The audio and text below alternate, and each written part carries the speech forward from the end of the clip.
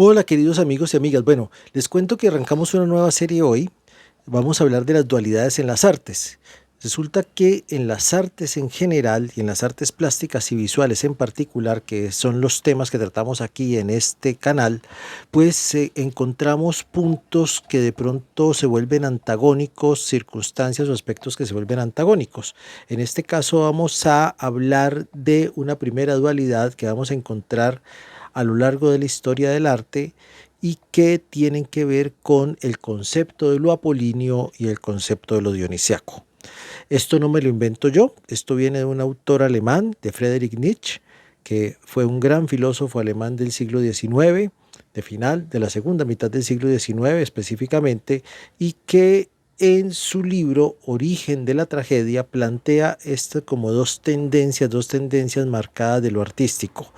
Aquí quiero hacer una aclaración antes de continuar yo no creo mucho en esas dualidades, ¿sí? Si bien las vamos a presentar y las vamos a revisar, no creo que funcionen como elementos excluyentes o que deban funcionar como elementos excluyentes.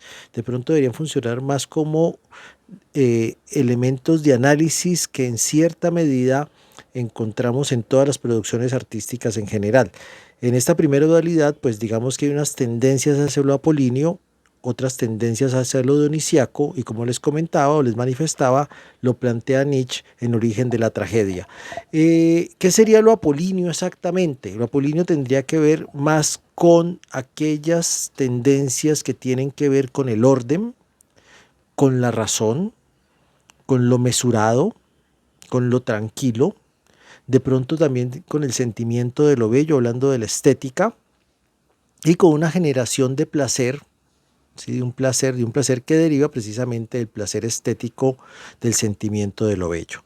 Sí, esas serían como las características esenciales y sustanciales de lo apolíneo. Lo vamos a encontrar especialmente en aquellas obras de arte que tienen que ver con lo clásico, con el clasicismo, que es otra de los elementos de las dualidades que exploraremos en los próximos videos, y con lo académico, que es otro de los elementos que estaríamos hablando también en los próximos videos. Del otro lado aparece lo dionisiaco. Lo dionisiaco pues tiene que ver con el dios Dionisio, ¿sí? Lo apolíneo tiene que ver con el dios Apolo, obviamente. Lo dionisiaco tiene que ver con el dios Dionisio, que básicamente plantea la fiesta, lo festivo, lo desmesurado, lo que se sale de la norma, lo que se sale del patrón, lo que se sale de lo racional también, ¿sí? Lo que entraría de pronto en los estados de euforia, de alegría, de desborde en general, ¿sí?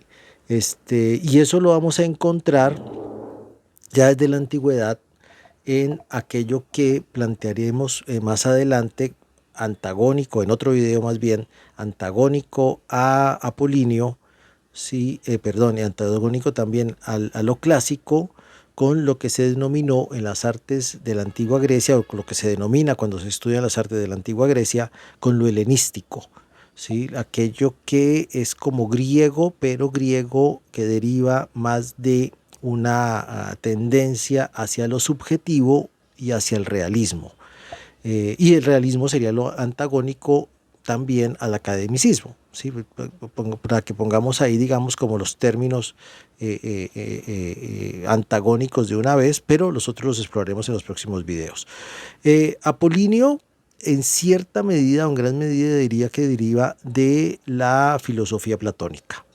¿Sí? Platón, digamos, que va a hablar de un mundo de las ideas, y en esa misma línea lo vamos a ver, va a estar el clasicismo y va a estar el academicismo, o sea, esta línea de apolíneo, clásico, académico, estarían vinculados a la filosofía platónica. ¿Y por qué hace la filosofía platónica? Porque, o el platonismo y el neoplatonismo en general, porque en la filosofía platónica Platón divide el mundo o los mundos de las ideas y el mundo de los fenómenos, dándole mayor relevancia al mundo de las ideas. O sea, para Platón las ideas, que yo los entiendo, y aquí me disculparán los filósofos, pero es lo que yo entiendo, ahí me disculparán, como entes que habitan un mundo superior, o sea, casi como unos espíritus o unas almas que habitan ese mundo superior, ese mundo de las ideas, pues sería como el punto donde está la verdad,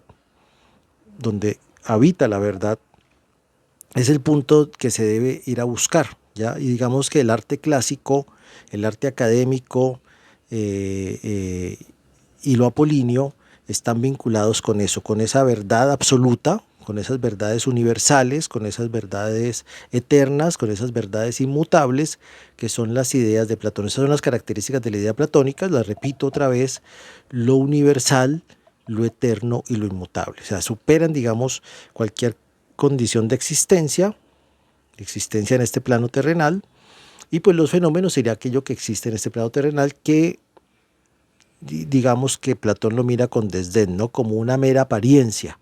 ¿Sí? Nosotros, para Platón, o los objetos o las cosas más bien en este plano terrenal serían una mera apariencia. De eso no se va a tratar lo apolíneo. Lo apolíneo quiere buscar o quiere alcanzar esas verdades allá en ese máximo nivel, en esa gran altura.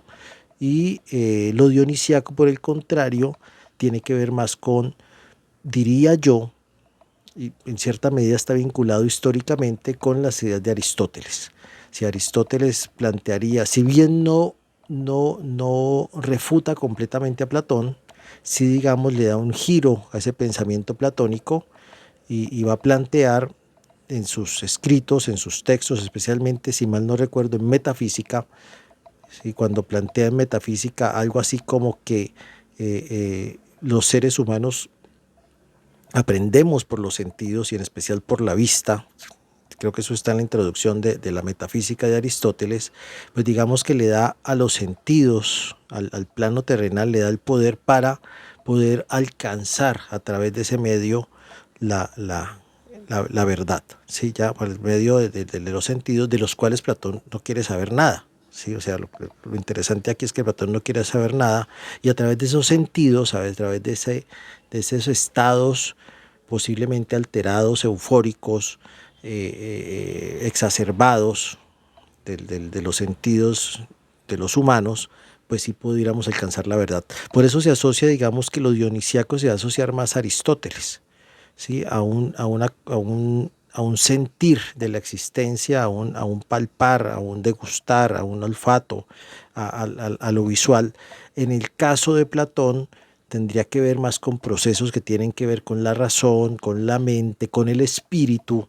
¿Sí? Hay como una especie de mayor religiosidad en Platón y de pronto más sensorial, más sensitivo, más de experiencia en Aristóteles. La experiencia es un elemento fundamental en la filosofía aristotélica, en el empirismo, que sería el nombre de la filosofía aristotélica, ¿sí? O el nombre de la epistemología de Aristóteles, que le hace esa relación a los sentidos.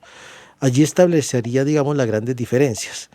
¿Sí? Diferencias y de tensiones que van a plantearse a lo largo de la historia del arte. Hay momentos de la historia del arte donde vamos a encontrar una tendencia más hacia ese sentimiento de lo bello, a eso racional. Aquí valga la aclaración, o valga anotar también que ese apolíneo está en relación con lo que se llamaban las artes liberales en la antigüedad. Sí, las artes liberales, y no solamente en la antigüedad, sobre todo y más, si mal no estoy, en la filosofía medieval.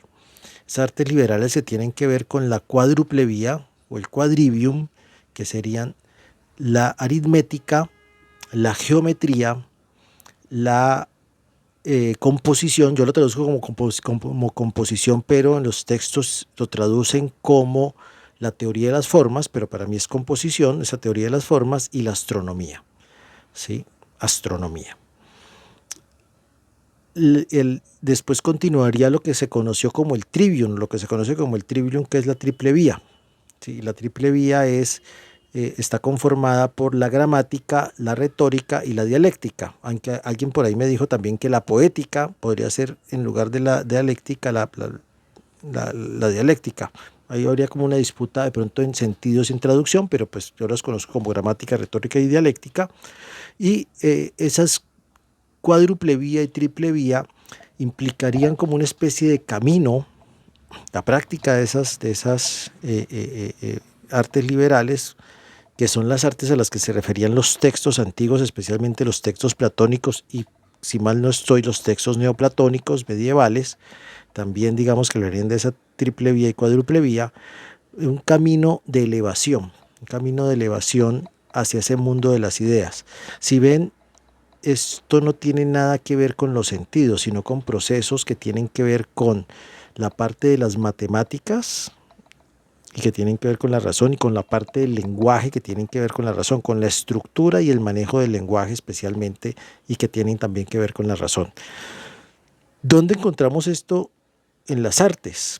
Lo vamos a encontrar primero en el arte clásico griego y luego en los clasicismos que derivan del arte clásico griego, que como ya les dije los veremos en otros videos, ¿sí? Y por el otro lado, ¿sí? En lo dionisíaco tiene que ver más con la experiencia directa, con el objeto, con la cosa representada, ¿sí? Y que lo vamos a encontrar en el helenismo como una de las variaciones del arte griego después del clasicismo, y que lo vamos a encontrar especialmente a partir de el momento en que Alejandro Magno toma el poder y comienza ese primer proceso de helenización. Hay que entender que helenización tiene que ver con volver griegos, con expandir las ideas de los griegos, las formas de los griegos,